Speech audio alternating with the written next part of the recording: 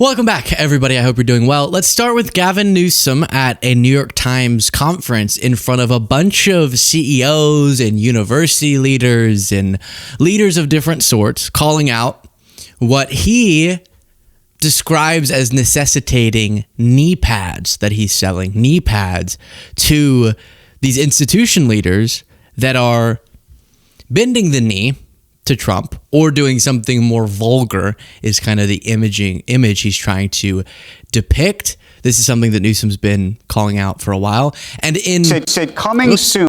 In line with kind of his attempt to not just make some of these political points, but also make them go viral, he's selling on his Patriot store knee pads for people who are getting down on their knees and Trump. Is that a correct description, Jaden? Okay, so here's him with Andrew Ross Sorkin. You said coming soon, you're selling new knee pads for all CEOs, universities, and GOP bending the knee to Donald Trump. And you're actually selling these knee pads. Well, we raised hundreds of thousands of dollars. By the way, they're available today. By the way, some of you may need to buy them in bulk. But we have the new Trump signature series knee pads on my Patriot site, which is an actual real site. I encourage you, if you're bored, to Google it right now. And they were sold out, just like our universities were selling out, just like our law firms were selling out, just like a lot of CEOs were selling out this country, our future, our republic, selling out my kids, your grandkids. So some of the very people he's talking about are in that room, which makes it even more interesting. But I thought it would be more fun to overlay a different video of him that I very much enjoy with the moving and the shaking. And it's a very important point. And I do think that if you have, for some of these university presidents, for some of these CEOs, the incentive to bend the knee to Trump because of the damage he's threatened to do to them, then the only way you're going to get them to not bend the knee is to have equal pressure on the other side, public pressure that says if you do capitulate, then we're going to, with our dollars or with our rhetoric or whatever, punish you. And that's what this sort of pressure campaign is seeking to do, which is counterbalance the pressure Trump's able to put on with his governmental power with public pressure. You also have this reporting about Newsom calling Fox News Pravda and saying Democrats need to be culturally normal to win elections. This is one that I've also discussed. So he's calling out Fox News for being just a Trump propagandist network. That's obvious. We talked about that a bunch yesterday. But you also have with the culturally normal, it's tough because no one wants to give specifics, and I get that because it can sound like you're downplaying the importance of certain culture war issues.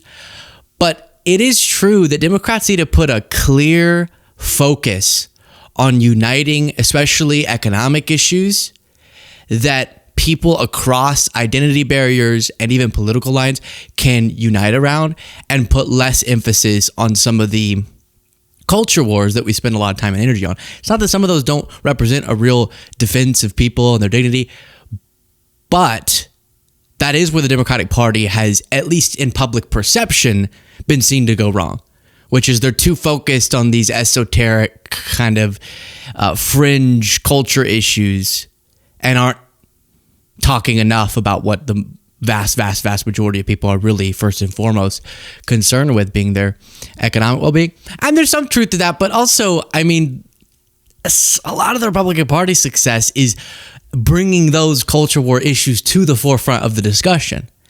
And so then what do? Like, let me give you an example. There was that clip of Kamala Harris back during her, I think, 2020 presidential campaign in 2019, saying that prisoners transitioning could get taxpayer-funded trans surgeries. And she mentioned it like once, and then ultimately went on to say, hey, this was just like the federal law at that point in time. It's not some big issue.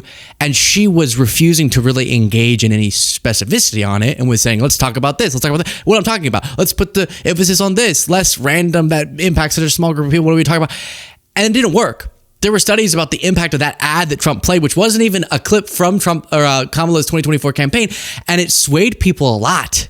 I had random people in my life being like, I don't know, I saw that ad, something about trans prisoners and taxpayer, blah, blah, blah, blah, blah.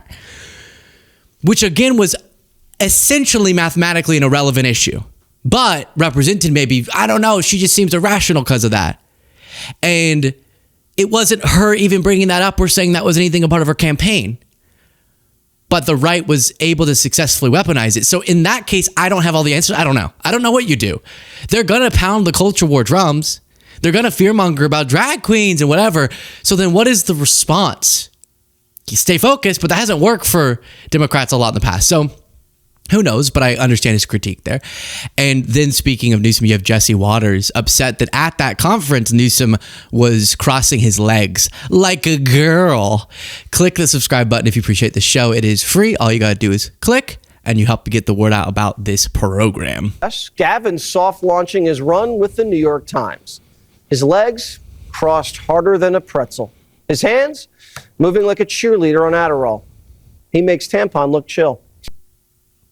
Tampon Tim they're talking about. That's that's what they call the governor of Minnesota. And so then Kayleigh McEnany went on the air and was like, Jesse, you cross your legs like that until the second the cameras turn on. It didn't work in Tennessee. Real quick, can we put Gavin Newsom crossing his legs? Kayleigh, when you see a guy cross his legs like this, I mean, what do you think? I think about you, Jesse, and how you cross your legs every moment until the 5 starts and the cameras roll and you uncross them. That's what I think. Fake news. That's the first thing she said that was ever wrong on this show. We'll let it slide. Thank you, Kayleigh. It is fake news. Yeah, so Jesse Waters is obsessed with men not doing manly enough things, such as crossing their legs, sucking out of straws. He's very concerned that you see, that is not a manly gesture for the mouth. And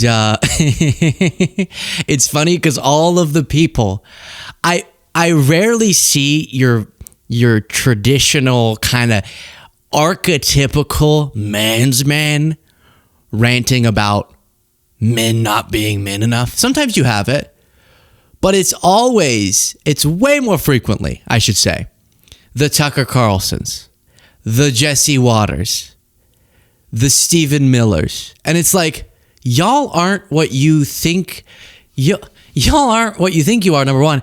And you're also way closer to the people that you criticize in these silly ways than the archetype you think that you're saying they should embody. But anyways, I don't think Obama was a very successful politician and he always crosses his legs like that. And I'm right now crossing my legs like that. It's just comfortable. I've said it before. It's like your legs are hugging yourself. It's so nice.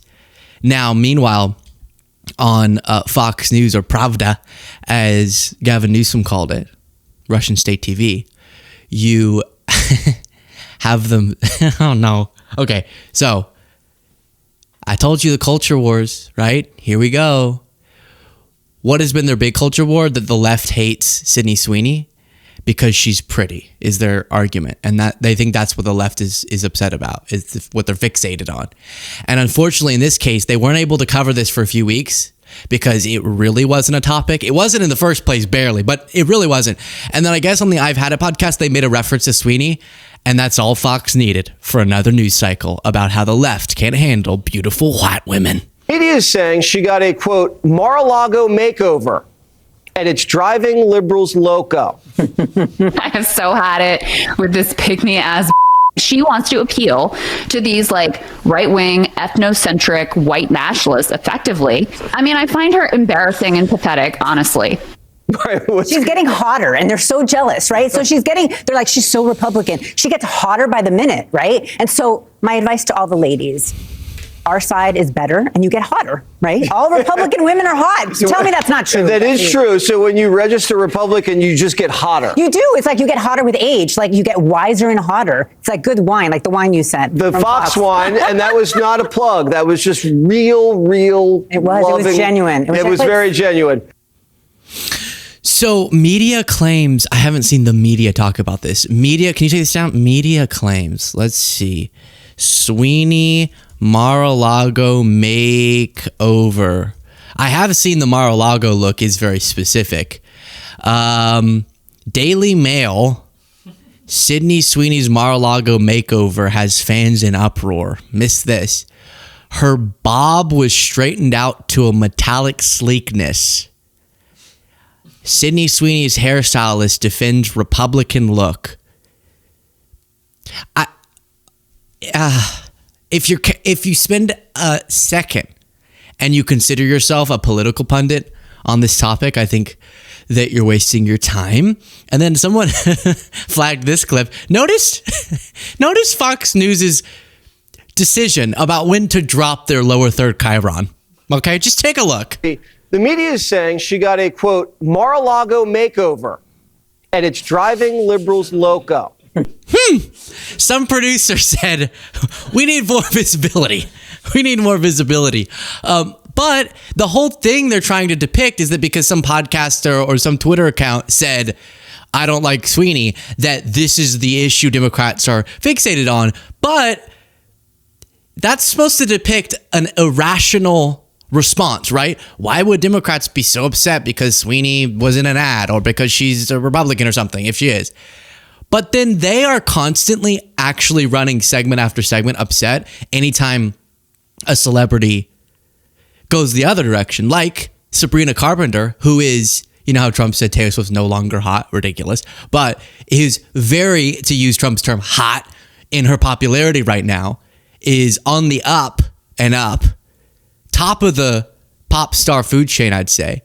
And she called out ICE for using her song in one of their deportation hype videos. Fox was not happy about it.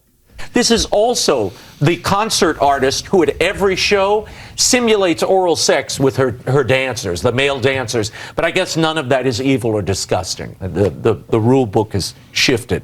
Ella Fitzgerald, you know, Judy Garland, they all did that kind of, all the talent, they kind of behaved.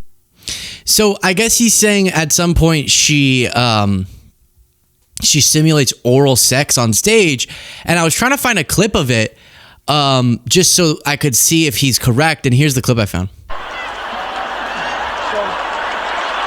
Many of them came numerous times. Everybody's coming. Some podcast listeners, that was a clip of Trump having a little time with his microphone during the 2024 campaign. And actually, I sent out a post on X here that just people absolutely loved. Look at this. Wow. Look at this. Whoa. 60,000 likes. Whoa. 2 million views. Whoa.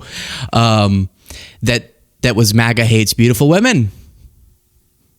It's just true. They hate them. They can't stand that she's beautiful and that she's liberal.